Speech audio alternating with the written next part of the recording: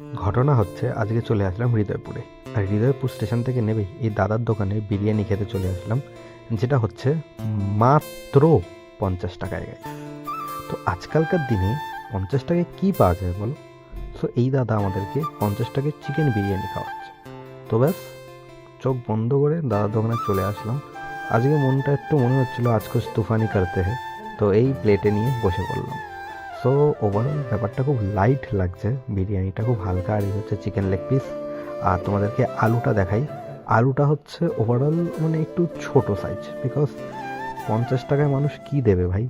এতটা চাল, তারপরে চিকেন আরও দিচ্ছে।